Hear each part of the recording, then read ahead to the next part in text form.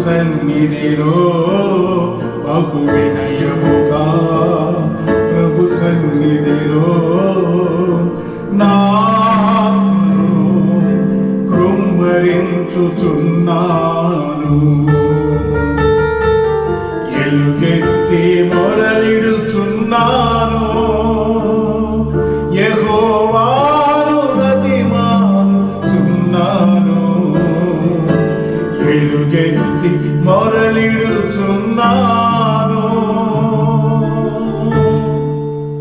Praise the lord.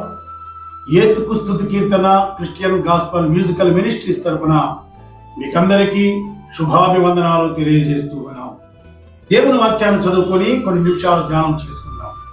మత్తయి సువార్త 5వ అధ్యాయము 4వ వచనం. దుఃఖపడువారు ధన్యులు, వారు ఓదార్చబడుదురు. దుఃఖపడువారు ధన్యులు, వారు ఓదార్చబడుదురు. ప్రియమైన వారులారా, ఈ చదవబడిన వాక్యాలు యేసుక్రీస్తు ప్రభుల వారు మరి కొండ మీద అనేక జనముల మధ్యలో ప్రసంగించిన ప్రసంగం. వీటిని మనము వాడుకగా ధన్యతలు అని అంటున్నాం. గమనించండి, ఇక్కడ యేసుక్రీస్తు ప్రభుల వారు చెబుతున్న మాట అక్కడ ఉన్న వారితో, దుఃఖపడువారు ధన్యులు, వారు ఓదార్చబడుదురు. నేటి దినాల్లో మనం గమనిస్తే అనేక మంది కోటీశ్వరులు కావచ్చు, మధ్యతరగతి వారు కావచ్చు, దరిద్రులు కావచ్చు, ఎవరో ఒకరు ఏదో ఒక సమస్య ద్వారా, ఆరోగ్యం ద్వారా కానివ్వండి, ఆర్థిక సమస్యల ద్వారా కానివ్వండి, కుటుంబ సమస్యల ద్వారా కానివ్వండి, సమాజ సమస్యలు, ఏదో ఒక సమస్య ద్వారా ప్రతి ఒక్కరూ ఏదో ఒక సందర్భంలో దుఃఖాన్ని అనుభవిస్తూ ఉన్నారు. అయితే యేసుక్రీస్తు ప్రభుల వారు చెప్తున్నారు, దుఃఖపడువారు ధన్యులు, వారు ఓదార్చబడుతారు.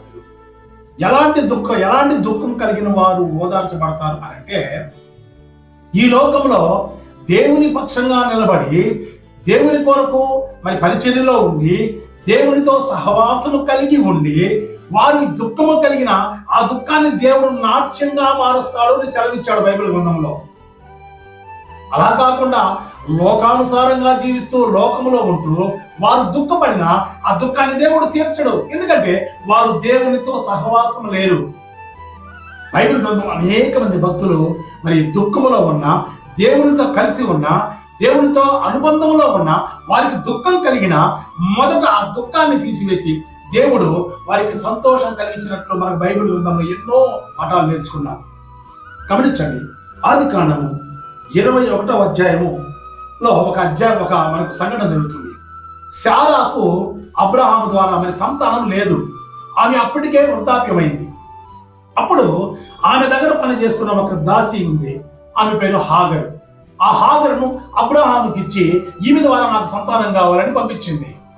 ఎప్పుడైతే మరి హాగరు గర్భవతి అయిందో ఆ సంఘటన తట్టుకోలేకపోయింది శారా. అయితే మరి దేవుడు కొంతకాలం తర్వాత మరి హాగరు ఇష్మాయిల్కి జన్మనిచ్చింది. మరి శారాను దేవుడు దర్శించిన తర్వాత శారా కూడా గర్భవతి ఇస్సాకును కనింది. గమనించండి, ఇప్పుడు ఇక్కడ ఒక సమస్య వచ్చింది. మరి ఇష్మాయేల్ అంట మరి ఇస్సాకును చూసి ఒక సందర్భంలో హేళన చేశాడంట వారు బాల్యంలో ఉండగా. ఆ సంఘటన చూసి మరి శారా తట్టుకోలేక అబ్రహామును పిలిచి అబ్రహాంతో గొడవ పెట్టుకున్నది. నీ వ్యక్తి పరిస్థితిలో మరి హాగరు ఇష్మాయిల్ ఇక్కడ ఉండడానికి లేదు, వారిని పంపించేయమన్నది.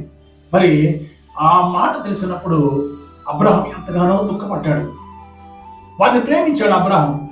అయితే దేవుడు ఒక మాట చెప్పాడు, అబ్రహాము నువ్వు దుఃఖపడవద్దు, శారా నీకు ఏది చెప్తారో దాని ప్రకారం నువ్వు చెయ్యి అని చెప్పినప్పుడు ఆయన కొంత ఆహారాన్ని, ఒక నీటి తిత్తినిచ్చి మరి వాళ్ళిద్దరిని పంపించేశాడు.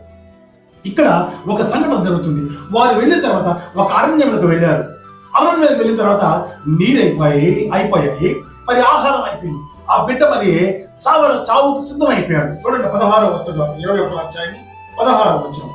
ఆ తిత్తిలోని నీళ్లు అయిపోయిన తర్వాత ఆమె ఒక పొద క్రింద ఆ చిన్నవాడిని పడవేసి, ఈ పిల్లవాని చావు నేను చూడలేనని అనుకొని వింటివేత దూరంకు వెళ్ళి అతనికి ఎదురుగా కూర్చుండెను. ఈమె ఎదురుగా కూర్చుండి ఎలుగెత్తి ఏడ్చుచుండెను. గమనించండి, ఈ పిల్లవారి యొక్క చావు నేను చూడలేను అని ఒక పొద కింద బిడ్డను పడేసింది. పడేసి వింటివేతంత దూరంలో వెళ్ళి ఎదురుగా కూర్చొని ఎలుగెత్తి ఏడుస్తూ ఉన్నట.